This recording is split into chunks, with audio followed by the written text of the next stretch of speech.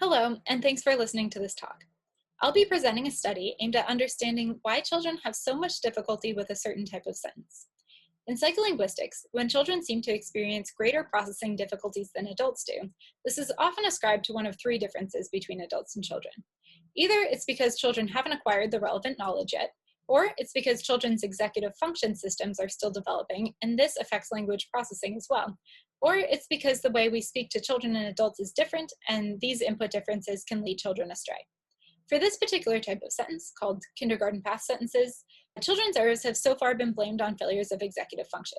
I'll be presenting a modeling study that provides some of the first evidence that input differences may also play a role in hindering children's performance. A good deal of work in the sentence processing literature has shown that listeners process utterances incrementally and update the structural representation that they've built for the sentence in their mind as they hear each new word. While this might be an efficient comprehension strategy, it can lead to difficulty when late arriving words are inconsistent with the initial guesses that listeners made about the structure of the sentence. These temporarily ambiguous sentences that end in an unexpected way are often referred to as garden path sentences, since they lead listeners down the garden path.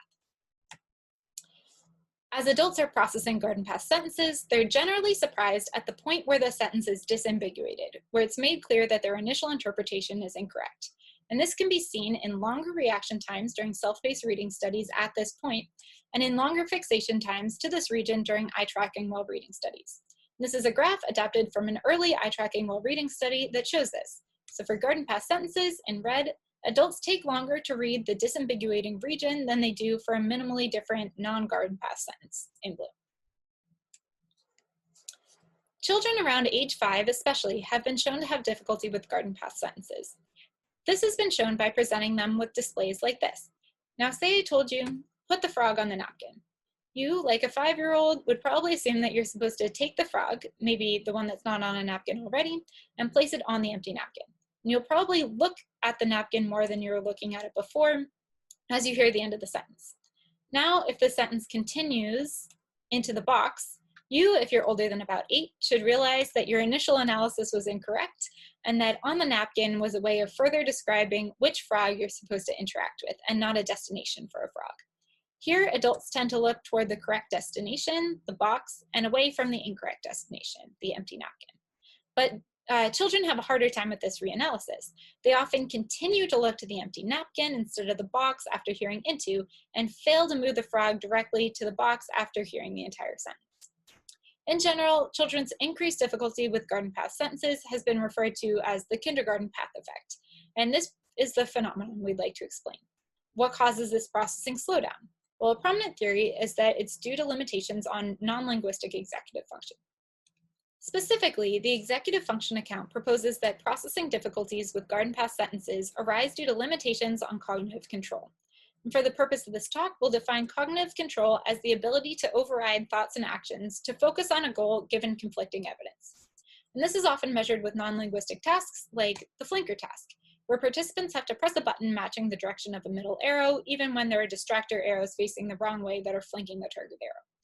And cognitive control is thought to be needed for garden path sentences, when participants have to override the initial model that they built. Importantly, some great evidence for the executive function account comes from the finding that children have even more difficulty with garden path sentences than adults do, and they also have more difficulty, compared to adults, on many different non-linguistic tests of cognitive control, like the flanker task. So our question is, can the cognitive control account fully explain kindergarten path errors? Well, we actually have some reason to suspect that it can't. For one, if children's difficulty with these sentences was explained completely by their similar difficulty with domain general cognitive control tasks, we'd expect that individual differences in performance on these tasks would correlate with their performance on kindergarten path sentence processing. And at least 2 studies have looked at this correlation now with various cognitive control tasks, and evidence for the correlation is surprisingly somewhat mixed. Some of the domain general tasks correlate, but many actually don't. So while cognitive control likely plays a role in helping children and adults recover from garden path sentences, it seems that it might not be the only factor to consider. So as I hinted at the beginning, another one of the large-scale differences between children and adults is that they hear different input.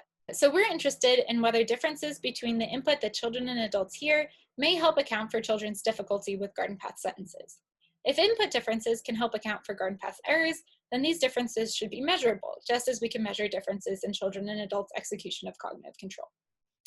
And a priori, there are a few reasons to believe that children and adults might be different in a way that's relevant to the kindergarten path effect.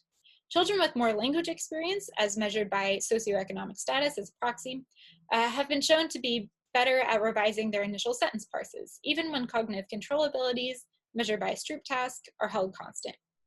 And another reason to believe that input may play a role is that child-directed speech also tends to differ from speech between adults pretty markedly. It generally involves shorter utterances, and parents tend to refer to events that are in the here and now more, using imperatives and pronouns more often. But we don't know if any of these differences are actually important. So our goal is to investigate whether child-directed and adult-directed speech really are different enough to play a role in the kindergarten path effect. So our goal is to determine whether the input to adults and children differs enough to change their predictions at the disambiguating region of common temporarily ambiguous sentences. If we do find a difference, we can conclude that there's enough variation in children's input to contribute to kindergarten path errors potentially. If we do not find a difference, we can conclude that variation in child and adult input is unlikely to play a role in the kindergarten path effect. So to do this, we'll need a few things. First, we'll need a measure of how surprised listeners should be at each word given their input. We'll also need data on the sentences that adults and children are likely to hear, so we'll need corpora of speech to children and adults, and we'll need some test sentences. So first, I'll go through the measure that we use to quantify our input data. In this study, we used Surprisal to measure how expected listeners should find each word in garden path sentences. Surprisal is a useful measure for us because it provides a way of generating predictions about reading time. Surprisal values at word n were calculated as the negative log base 2 of the probability of word 1 through word I over the probability of word 1 through word I minus 1. And here the denominator is computed by summing the probabilities of all the possible parses that are compatible with the first I minus 1 words of the sentence, given some grammar. So from our example, this would be something like summing the probabilities of hearing, "Put the frog on the napkin." And the numerator is computed by summing the probabilities of the subset of those parses that's also compatible with word I. So the probabilities of "put the frog on the napkin into." Intuitively, this is the probability of hearing "into" given everything that came before it. So it's designed to capture how much processing difficulty listeners should have when a likely parse is ruled out. Since when a likely parse is ruled out at a particular word, like "into," the probability of hearing it is low. So the Surprisal value at that word should be high. One benefit to using this measure is that Surprisal models seem to capture adult sentence processing slowdowns, like the slowdowns adults experience at the disambiguation point for various types of garden path sentences.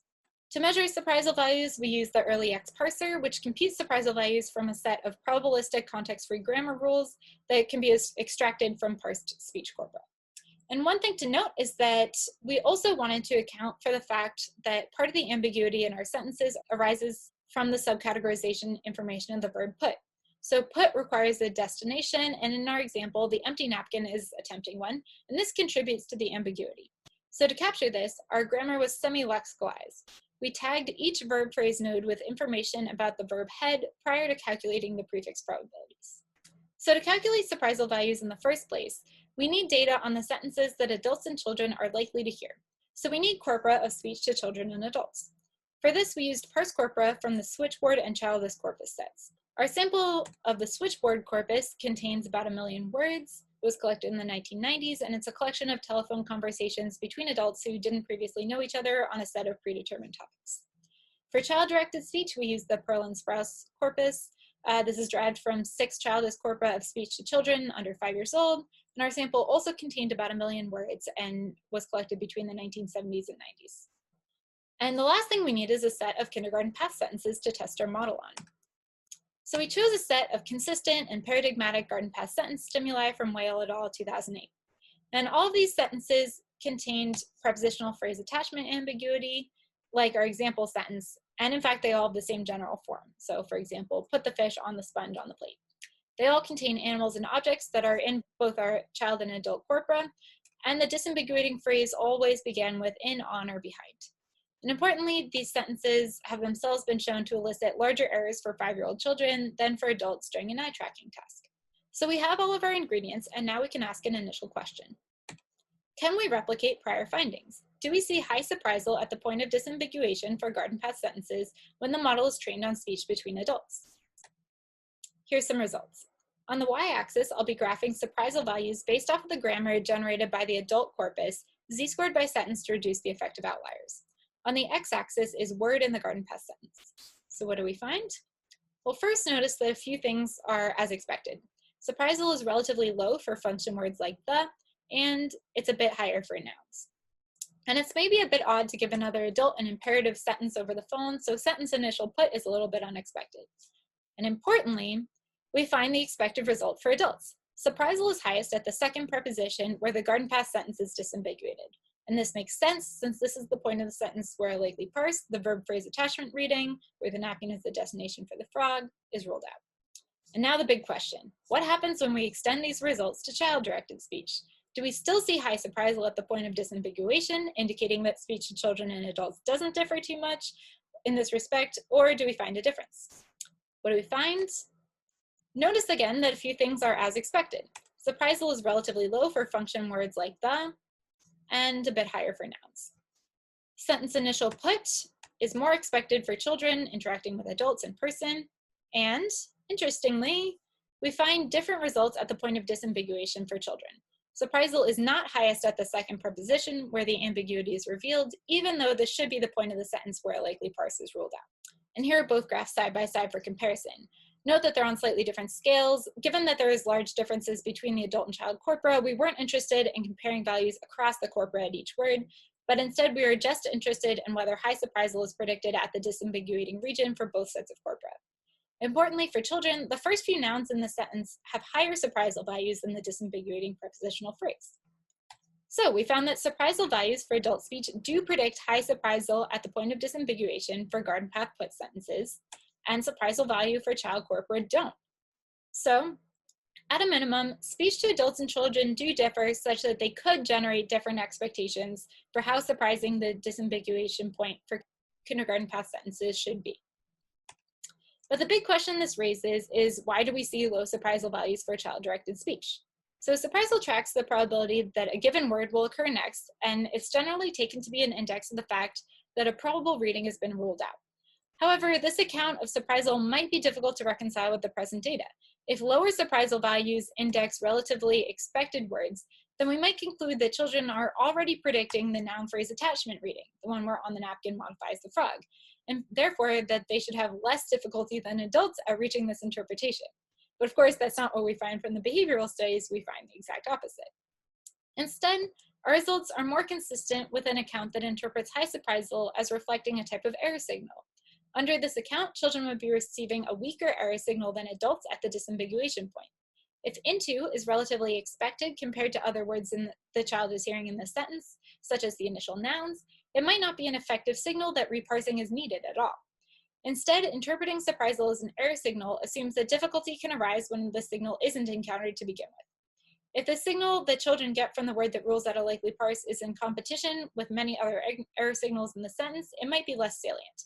And so this is somewhat of a different characterization of surprisal than is typically found in the sentence processing literature. And we should note that we'd have to reconcile it with the fact that surprisal values are computed in the first place by summing across different possible parses of a sentence. We also present an explanation for the kindergarten path effect that has not been previously explored in the developmental sentence processing literature. It suggests that kindergarten path effects occur because the error signals that children receive are competing for their attention, and this added noise leads to a failure to detect the disambiguation. Though, of course, children aren't just adults who hear different input, we don't believe that anything in our findings implies that the executive function account is wrong, but instead we believe we've identified another potential source of children's confusion. So in order to fully spell out this account, further work should make sure that the current results remain consistent.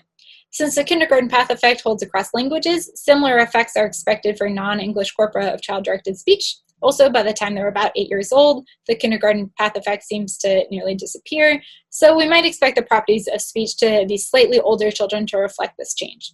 And of course, there are many different types of temporarily ambiguous sentences that might lead children astray, and future work should test diverse sentence types. But overall, we can conclude that just as group differences in children and adults' cognitive control abilities have been observed, there are also relevant group differences in adult and child-directed speech. And so statistical properties of children's input could play a role in their relative difficulty with garden path sentences. Thank you to various people and groups at the University of Maryland for helpful discussion, to funding sources, and to everyone for listening.